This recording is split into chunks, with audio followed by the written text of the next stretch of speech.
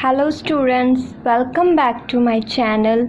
In today's video, we will do the possessive case. In the last video, we have done the noun cases, the basic of the noun cases.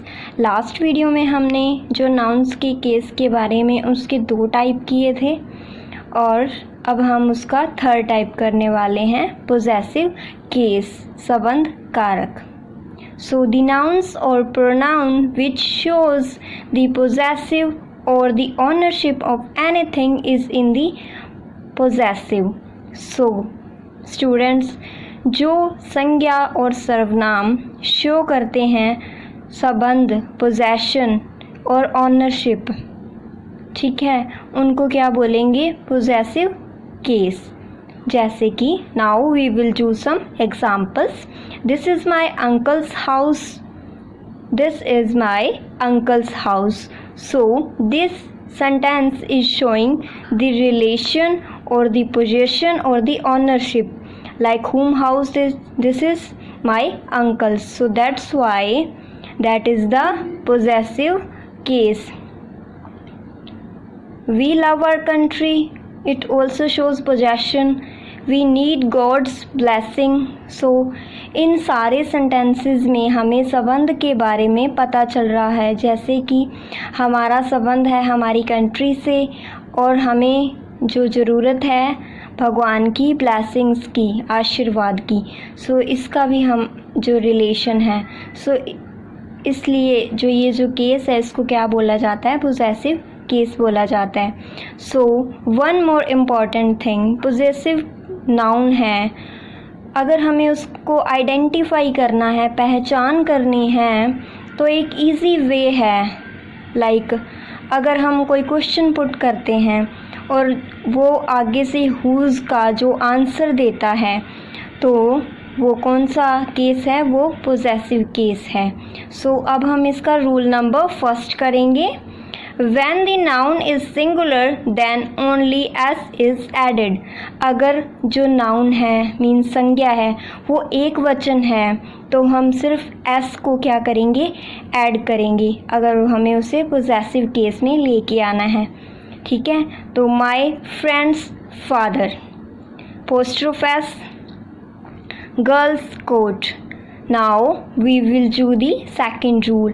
When a plural number ends with s, then apostrophe s is not used. अगर noun वो बहुवचन है तो उसमें हमने apostrophe s जो है वो यूज़ नहीं करना, क्योंकि वो ऑलरेडी प्लूरल है और प्लूरल के साथ कभी भी apostrophe s का यूज़ नहीं होता. Now this is boys hostel. Okay, so that is the example. Rule number third, when the plural number does not end with s, apostrophe s is added. इस rule में क्या है कि अगर जो बहुवचन है वो प्लूरल मतलब उसके एंड में s नहीं आ रहा, ठीक है, तो उसमें हम एपोस्ट्रोफ एस का यूज़ करेंगे. जैसे कि चिल्ड्रंस गेम्स. अब चिल्ड्रन प्लूरल है बट इसमें एस नहीं आ रहा एंड में, तो इसमें हम एपोस्ट्रोफ एस का यूज़ करेंगे. वुमेन भी प्लूरल है और इसके साथ हम एपोस्ट्रोफ एस का यूज़ करेंगे क्योंकि इसके लास्ट में एस नहीं आ रहा. So women's heads. Okay, now we will do the fourth rule. When two persons show separate possessions, जब दो व्यक्ति अलग अलग अपने जो possession हैं, ठीक है, वो शो कर रहे हों, ठीक है, जैसे कि where are Sunil's and Gita's books. इसमें हम apostrophe s का यूज़ करेंगे जब दो पर्सन के बारे में, ठीक है, बात हो रही हो. तो अब बात तो बुक्स के बारे में हो रही है बट दोनों की अलग अलग बुक्स के बारे में बात हो रही है, दोनों की बुक्स अलग अलग हैं, तो हम एपोस्ट्रोफ एस का यूज़ करेंगे. अब रूल नंबर फिफ्थ है, when a noun or its title consist of many words s is added to the last word.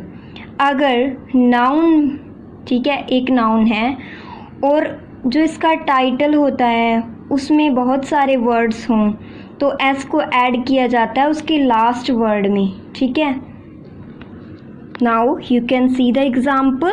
The government of America's representative the prime minister's food flood relief. So इसमें हमें देखा है कि यह बहुत सारे word से बना हुआ है, पर इसके जो लास्ट में है, लास्ट जो है उसके साथ हम क्या यूज़ करेंगे, एस का यूज़ करेंगे। Now moving to the sixth rule.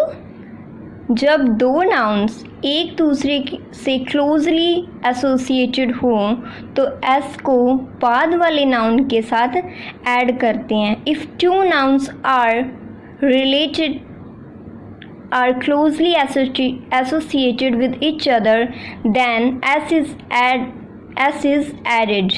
Okay, so it took place during Queen Elizabeth and Churchill home.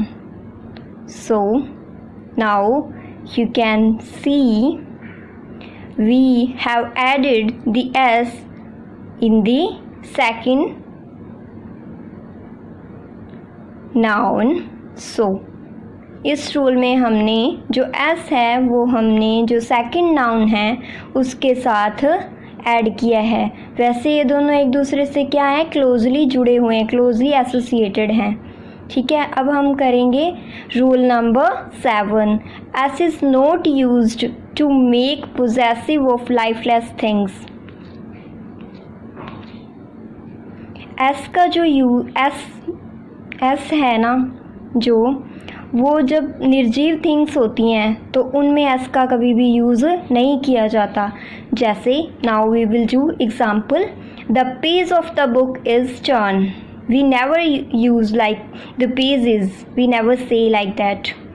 Now we will do the rule number 8। S is used in the case of certain phrases. S का जो use है वो कुछ certain जो निश्चित phrases हैं उनमें भी किया जाता है। जैसे now we will do the example. The court's order honesty's shake. इसमें क्या किया जाता है, एपोस्ट्रोफ एस का यूज़ किया जाता है। You can C. So now we will do the rule number 9. S is used for nouns standing for time, space and the weight. S को यूज़ किया जाएगा टाइम के लिए, समय के लिए, स्पेस के लिए और वेट भार के लिए। 1 days लीव, इसमें ये हमें टाइम बता रहा है तो हम इसमें एपोस्ट्रोफ एस का यूज़ करेंगे। और पेपर्स वेट, इसमें हमें वेट का पता चल रहा है तो हम एपोस्ट्रोफ एस का यूज़ करेंगे। Now guys, thank you for watching my video. If you find this video useful, please like and share it with others, and please never forget to subscribe my channel. Thank you.